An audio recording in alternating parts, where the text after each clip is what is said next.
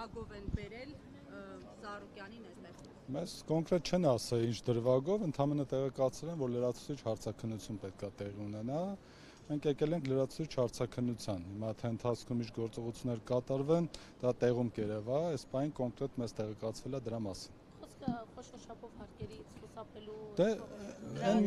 գործի մասին է խոսքը։ Այն մեղադրանքն է, որը որ կա, այսինքն այդ գործն է այստեղ քննվում, խոսքը այդ խարդախություն, փողերի լվացում եւ այլն դրա մասին է։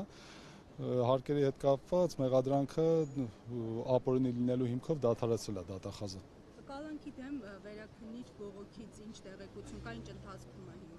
Այս պահի դրությամբ որևէ նորություն չկա, բողոքը ներկայացված է, երևակայի 1-2 օրվա ընթացքում արդեն կտեղեկանանք, թե ում է մակագրվել, գործը քննվելու է բանավոր թե գրավոր ընթացակարգով եւ եթե գրավոր ընթացակարգով, ապա երբ է որոշման հրապարակման օրը։ Հարգելի փաստաբաններ, օրերս Ծառուկյանի մեղադրանքը հերքող փաստաթղթեր էին հանրայնացվել, դրանք որևէ կերպ ընդգրկվել են ապացույցների մեջ կամ հետազոտվել են տեղյակ եք ինչա կատարվել դրանց շուրջ։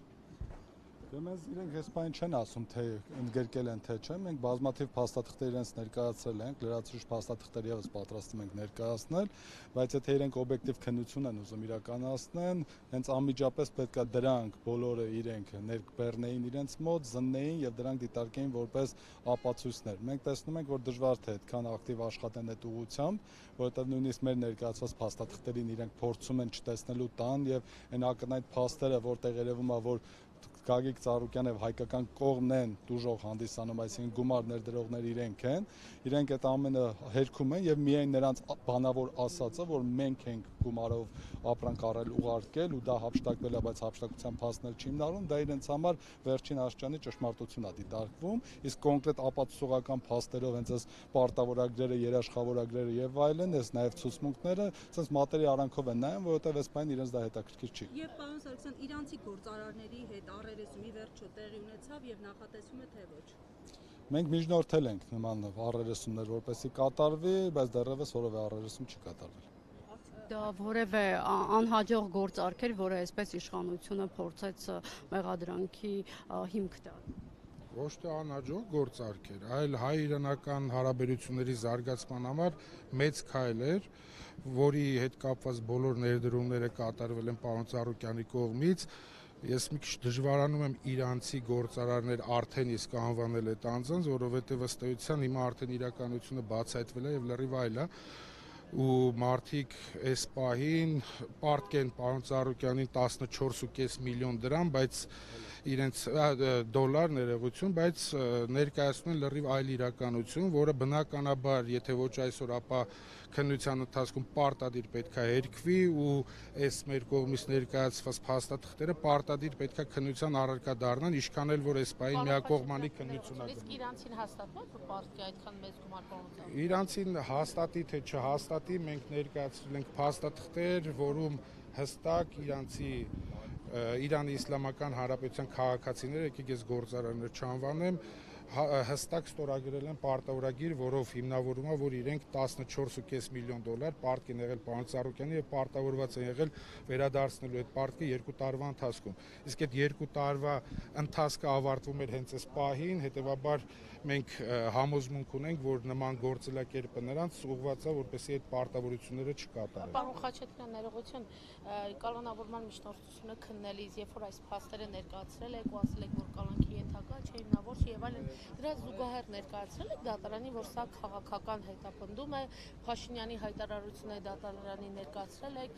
քննիչը արձագանքել է, չգիտեմ, դատախազը ինչ-որ ձևով, այս քաղաքական ենթատեքստը ներկայացրել եք դատարանին։ Ոչ միայն ներկայացրել ենք, այլ նաև ուղիղ դատավորին հարց ենք տվել, արդյոք ինքը ի վիճակի է որպես դատավոր այս քաղաքական ճնշումների պայմաններում այս հարցին անդրադառնա, հատկապես որ Գագիկ Ծառուկյանը արդարացվեց ընտրակաշառքի վերաբերյալ գործով, որից հետո Հայաստան Հանրապետության վարչապետը հայտարարեց, որ դա կաշառքի դիմաց է տեղի ունեցել, հետևաբար մենք տեսնում ենք, որ այստեղ դատարանների նկատմամբ հստակ ճնշում կա եւ նույնիսկ դատավորին ասում ենք, դու ի վիճակի ես այս հարցին անդրադառնալու, ինքը նշեց, որ մենք մենք ներկայացնենք մեր հիմնավորումները, ինքս դրա կանդրադառնա, բայց մենք տեսանք, որ որոշման մեջ ընդհանրապես դրան որևէ անդրադարձ չկա, որոնք ոչ միայն դրան։ Մեր կողմից ժամերով ներկայացված փաստարկներից գոնե մեկին չի անդրադարձել, գոնե հերքեր, գոնե գրեր, որ մենք ճիշտ չենք ասում, այսինքն անհնար էր դրանք հերքեր, որովհետև բոլոր ապացույցներով էին, ի տարբերություն քննչական մարմնի ներկայացուցի, որը որ ենթադրություններ էր, ու ընդհանրապես Իրանի քաղաքացիների ինչ որ հայտարարություններ։ Կներեք մի բան էլ ասեմ նախորդ հարցի հետ կապված, ուզում եմ որ դա շատ հստակ լինի բոլորիդ համար, էլի։ Ուրեմն տեսեք, Գագիկ Ծառուկյանը ամեն ինչ արել է, որպեսզի հայ-իրանական հարաբերությունները միաշճան ավելի բարձր կանգնեն եւ նաեւ տնտեսական լուրջ զարգացում տեղի ունենա։ Այսինքն, երբ որ այս քաղաքացիները եկել են,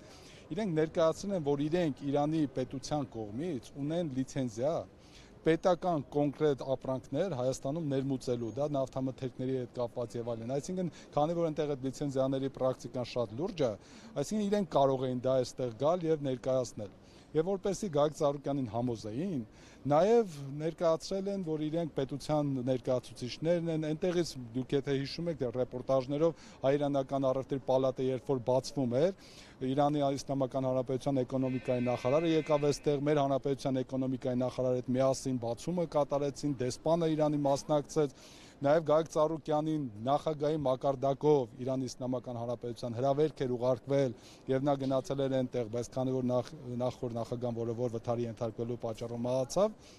այդ նախագահի կողմից էր գնացել է բազմաթիվ նախարարների հետ հանդիպումներ է տեղի ունեցել, ամենաբարձր մակարդակի հանդիպում են կազմակերպել եւ այս ամեն ինչը միտված է եղել, որպեսզի հայ-իրանական հարաբերությունները զարգանան։ Ու դրանից հետո ասել, որ գիտեք ինչ կա, Ծառուկյանը նպատակ չուներ այստեղ բիզնես անելու, միակ նպատակ էս խեղճ քաղաքացիները գային այստեղ նրանցից հափշտակություն կատարել։ Այսինքն Ծառուկյանը էլի, որ նույնիսկ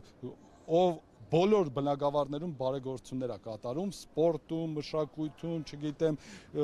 բժշկական հարցերում եւ այլն, այս բոլորը դրա մասին գիտեք, այսինքն այդ ամեն ինչը ներդրումներ անելով հանդերձ, այսօր պետք է սպասել, որ Իրանի Իսլամական Հանրապետության ներկայացուցիչներին, որ այդպես ներկայանում, այսինքն այստեղ խափեր, հա, հետո շատ ներողություն, կարևոր հանգամանք կա մի հատ,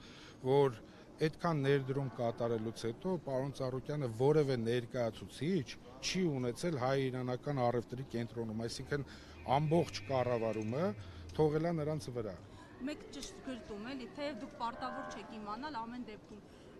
Իրանի Իսլամական Հանրապետության քաղաքացիները ազգությամբ իրանցիներ են, թե սա հնարավոր է նաև սադրանք լինի հայ-իրանական հարաբերություններում։ Չէ, կարծեմ թե իրանցի են, այսպես խորությամբ չգիտենք, բայց ինչքանով որ տեղեկատվություն ունենք, իրանցի են։ Մենք չենք կարծում, որ այստեղ սադրանք, ընդհակառակը Իրանի Իսլամական Հանրապետությունը այս պահին եւս միջոցներ է ձեռնարկում, որպեսզի այս բարձր մակարդակի հարաբերությունները պահպանվեն, նույնիսկ լիցենզիան զրկել են այդ ներկայացուցիչներից եւ այլ ընկերության են տվել, որպեսզի նրանց հետ միասին շարունակվի։ Այսինքն իրենք էլ իրենց քննության արդյունքում պարզել են, որ իրենց քաղաքացիների կողմից կան չարաշահումներ, դրա մասին նույնիսկ պաշտոնական գրություններ կան եւ դրա հիման վրա իրենք փորձում են շարունակել եւ դրա մասին եթե չեմ սխալվում դեսպանը նաեւ իր հարցազրույցում իհարկե շատ դիվանագիտորեն անդրադարձավ, բայց նաեւ ընդգծեց Գագիկ Ծառուկյանի բարձր դերը այդ երկկողմ հարաբերությունների զարգացման մեջ եւ եթե այստեղ պետությունը Ծառուկյանի նկատմամբ չունենար նման վերաբերմունք պետական իշխանություն, ապա նրանք պետք է միայն նպաստեին, որպես այս հարաբերությունները խորը զարգացում ապրեին եւ այն Ծառուկյանի նախաձեռնությունը պետության համար մեծ օգուտներ կբերեր այդ թվում տնտեսական առումով։